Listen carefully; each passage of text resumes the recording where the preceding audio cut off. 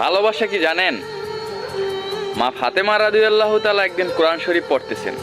কোরআন শরীফ পড়ার সময় হঠাৎ করে তার সামনে আয়াত আসলো যেখানে লেখা ছিল যে পুরুষের 4টে বিয়ে জায়েজ আছে।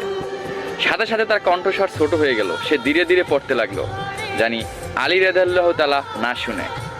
তখন আলী রাদিয়াল্লাহু তাআলা মুচকি হাসলেন এবং বললেন যে তুমি উচ্চস্বরেই পড়তে পারো, তুমি আমার কাছে 4 জনার সমান। ভালোবাসা কি জানেন? মা ফাতেমা রাদিয়াল্লাহু তাআলা একদিন কোরআন শরীফ পড়তেছেন। কোরআন শরীফ পড়ার সময় হঠাৎ করে তার সামনে আয়াত আসলো যেখানে লেখা ছিল যে পুরুষের 4টে বিয়ে জায়েজ আছে।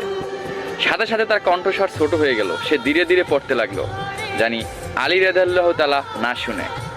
তখন আলী রাদিয়াল্লাহু তাআলা মুচকি হাসলেন এবং বললেন যে তুমি উচ্চস্বরেই পড়তে পারো, তুমি আমার কাছে 4 জনার সমান।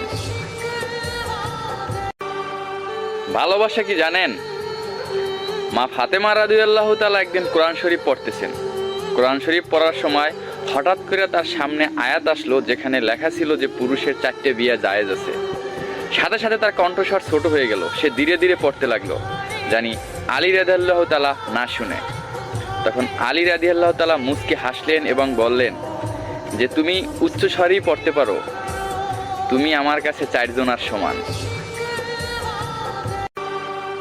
ভালোবাসা কি জানেন? মা ফাতেমা রাদিয়াল্লাহু তাআলা একদিন কোরআন শরীফ পড়তেছেন। কোরআন শরীফ পড়ার সময় হঠাৎ করে তার সামনে আয়াত আসলো যেখানে লেখা ছিল যে পুরুষের 4টে বিয়ে জায়েজ আছে। সাথে সাথে তার কণ্ঠস্বর ছোট হয়ে গেল, সে ধীরে ধীরে পড়তে লাগলো, জানি আলী রাদিয়াল্লাহু তাআলা না শুনে। তখন আলী রাদিয়াল্লাহু তাআলা মুচকি হাসলেন এবং বললেন যে তুমি উচ্চস্বরেই পড়তে পারো, তুমি আমার কাছে 4 জনার সমান। ভালোবাসা কি জানেন? মা ফাতেমা রাদিয়াল্লাহু তাআলা একদিন কোরআন শরীফ পড়তেছেন। কোরআন শরীফ পড়ার সময় হঠাৎ করে তার সামনে আয়াত আসলো যেখানে লেখা ছিল যে পুরুষের 4টে বিয়ে জায়েজ আছে। সাথে সাথে তার কণ্ঠস্বর ছোট হয়ে গেল, সে ধীরে ধীরে পড়তে লাগলো, জানি আলী রাদিয়াল্লাহু তাআলা না শুনে। তখন আলী রাদিয়াল্লাহু তাআলা মুচকি হাসলেন এবং বললেন যে তুমি উচ্চস্বরেই পড়তে পারো, তুমি আমার কাছে 4 জনার সমান।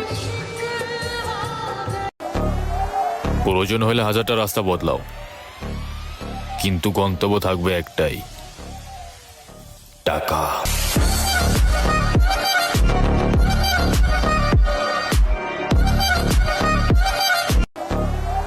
প্রয়োজন হলে 1000টা রাস্তা বদলাও, কিন্তু গন্তব্য থাকবে একটাই, টাকা।